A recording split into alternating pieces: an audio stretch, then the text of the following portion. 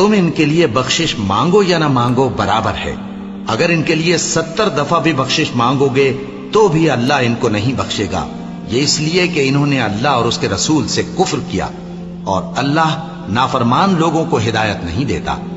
جو لوگ غزوہ تبوک میں پیچھے رہ گئے وہ اللہ کے پیغمبر کی مرضی کے برخلاف بیٹھ رہنے سے خوش ہوئے اور اس بات کو ناپسند کیا کہ اللہ کی راہ میں اپنے مال اور جان سے جہاد کریں، اور دوسروں سے بھی کہنے لگے کہ گرمی میں مت نکلنا.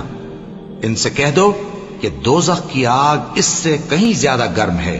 کاش یہ اس بات کو سمجھتے. یہ دنیا میں تھوڑا سا ہنس لیں اور آخرت میں ان کو ان کے اعمال کے بدلے جو یہ کرتے رہے ہیں بہت سا رونا ہوگا. پھر اگر اللہ تم کو ان میں سے کسی گروہ کی طرف لے جائے اور وہ تم سے نکلنے کی اجازت طلب کریں تو کہہ دینا کہ تم میرے ساتھ ہرگز نہیں نکلو گے اور نہ میرے ساتھ مددگار ہو کر دشمن سے جنگ کرو گے. تم پہلی دفعہ بیٹھ رہنے سے خوش ہوئے تو اب بھی پیچھے رہنے والوں کے ساتھ بیٹھے رہو. اور اے پیغمبر، ان میں سے کوئی مر جائے تو کبھی اس کے جنازے پر نماز نہ پڑھنا اور نہ اس کی قبر پر جا کر کھڑے ہونا. یہ اللہ اور اس کے رسول کے ساتھ کفر کرتے رہے اور مرے بھی تو نافرمان ہی مرے. اور ان کے مال اور اولاد سے تعجب نہ کرنا. ان چیزوں سے اللہ یہ چاہتا ہے کہ ان کو دنیا میں عذاب کرے اور جب ان کی جان نکلے تو اس وقت بھی یہ کافر ہی ہوں. اور جب کوئی صورت نازل ہوتی ہے کہ اللہ پر ایمان لاؤ اور اس کے رسول کے ساتھ ہو کر جہاد کرو تو جو ان میں دولت مند ہیں وہ تم سے اجازت طلب کرتی ہیں اور کہتے ہیں کہ ہمیں تو رہنے ہی دیجئے کہ ہم بیٹھ رہنے والوں کے ساتھ ہو جائیں.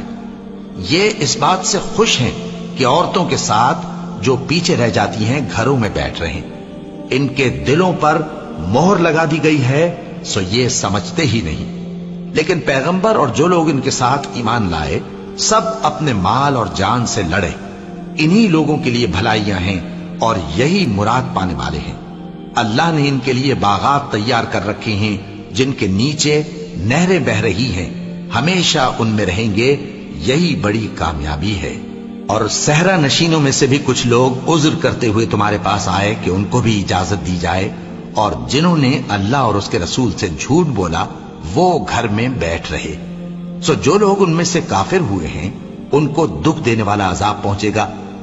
نہ تو ضعیفوں پر کچھ گناہ ہے اور نہ بیماروں پر اور نہ ان پر جن کے پاس خرچ موجود نہیں کہ شریک جہاد ہوں، یعنی جب کہ اللہ اور اس کے رسول سے مخلص ہوں.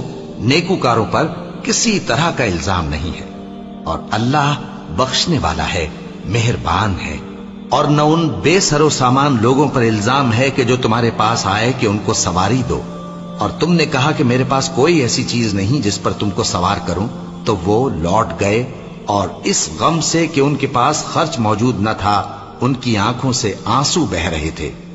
الزام تو ان لوگوں پر ہے جو دولت مند ہیں اور پھر تم سے اجازت طلب کرتے ہیں، یعنی اس بات سے خوش ہیں کہ عورتوں کے ساتھ جو پیچھے رہ جاتی ہیں گھروں میں بیٹھ رہے ہیں.